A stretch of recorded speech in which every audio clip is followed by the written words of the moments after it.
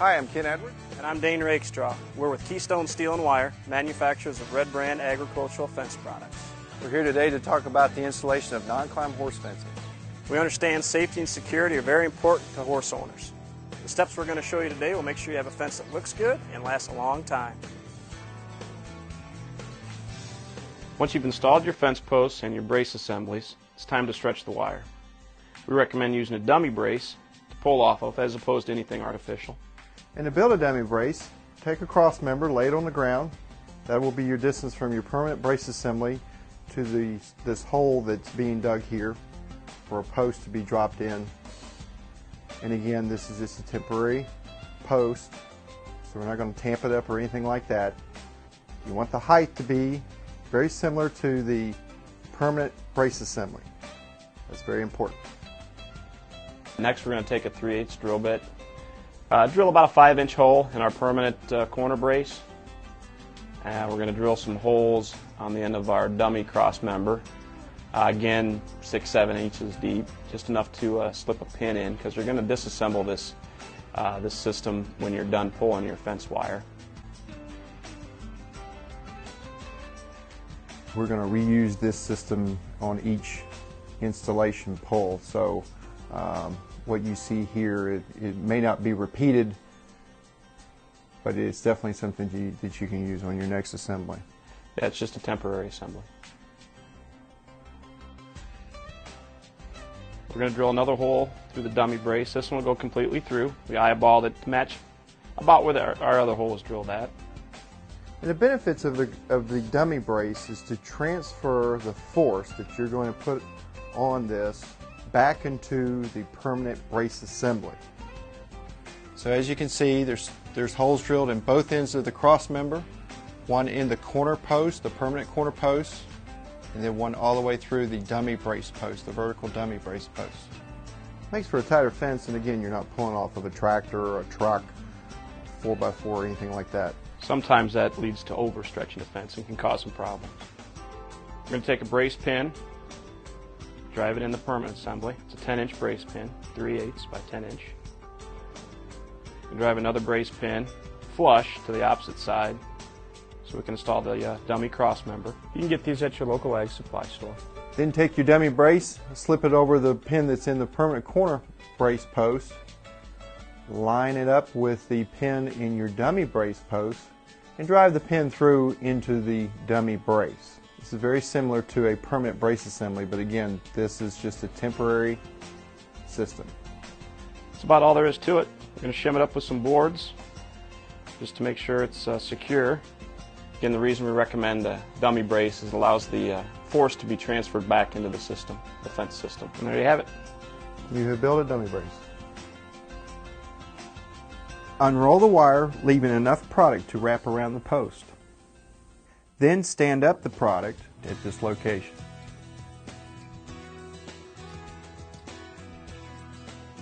And this can be done by just driving a staple on the top of the post. Or a nail. Or a nail, just to hang the wire on. And the reason for that is because just like right here that you see, you put the wire around the post. If it was laying flat out there, you'd have a little bit of a hard time doing that.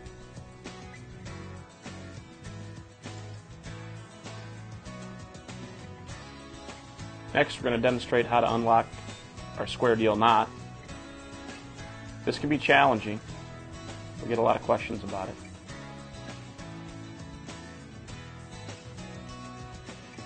To unlock the knot, grab the top and twist.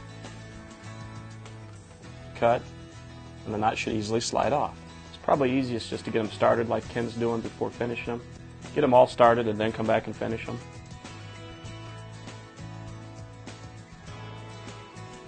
It may be necessary to drill a hole in the cross member to thread the wire through. You may also need to cut around the brace wire at the bottom. Wrap each horizontal wire back to itself.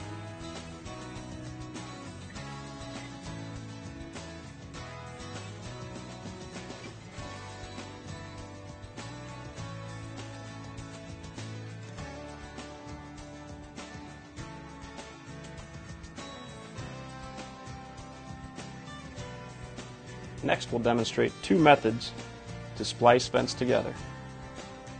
The first method is to use a crimp sleeve and a crimp tool. The second method is a hand splice. Reference the packaging. There's many different styles of crimp sleeves out there. Just reference the packaging to make sure you're getting the right crimp sleeve for your application. Using a crimp tool to crimp the product together. This particular sleeve will require 3 crimps. You can purchase these products at your local ag supply store or on our website, Redbrand.com. Now we're going to show how to hand splice 2 rolls together. Here you need to strip enough vertical wires to have about 4 to 6 inches of horizontal wire. Match the vertical wires up to themselves, then wrap each horizontal wire back over itself. Again, we get this started. We'll come back in with the tool and finish it up. Next is attach your stretching device. This can be a unit purchased at your local ag supply store or on our website. You may also use 2 2x4s bolted together. Next, you'll want to attach your come-alongs.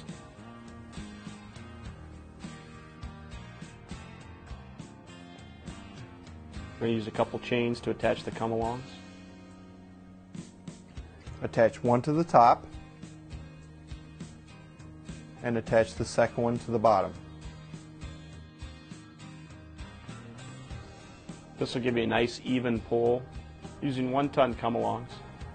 Yeah, by pulling with 2 independent devices, you can pull the top a little or the bottom a little, and you can adjust instead of pulling off of one center point, which you'll find is much easier.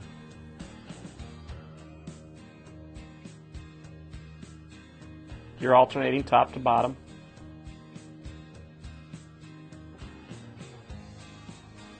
And there you have it.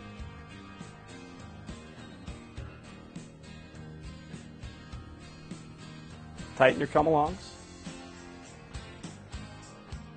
alternating top and bottom.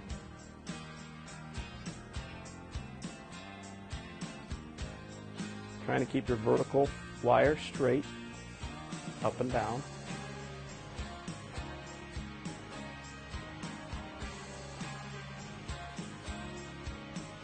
We're going to secure the top of the wire on our predetermined mark. That's where our fence height is going to end up at the end.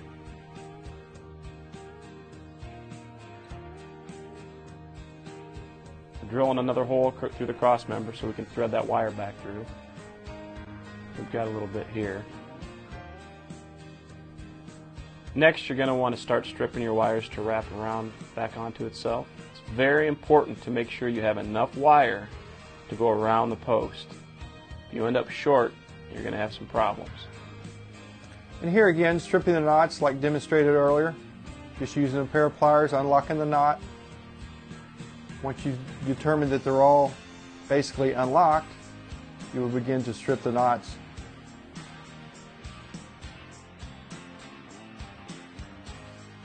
Cut and wrap 1 line wire at a time. And it's much easier to unlock the knots with the wire with a little bit of tension on the wire. That cut was very important because we know we have enough wire to wrap back around onto itself. If that's too short, you're going to have to splice in a piece of wire or re-stretch the fence. And here you can see the knots are just coming off, flying off of there.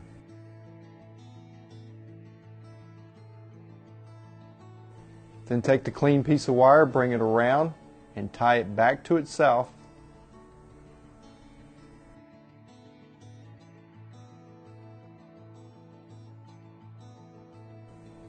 And here again, it's going to be about 4 or 5 wraps. Finish this one off completely before going to the next horizontal wire. Yeah, leave the top and bottom for the very last. You'll want to start in the middle wires first. And again, as you can see, there's still tension on the fence with the come-alongs. Before releasing your come-along, hard staple both the top and the bottom horizontal wires before cutting and wrapping it back to itself. You can use a fence tool to wrap the wire as well. Wrap a minimum of 4 times. Cut off the excess, and there's your finished product. And rest easy, knowing your animals are contained with Redbrand Non-Climb Horse Fence. We hope that the techniques that we showed you today are beneficial in your fence construction project.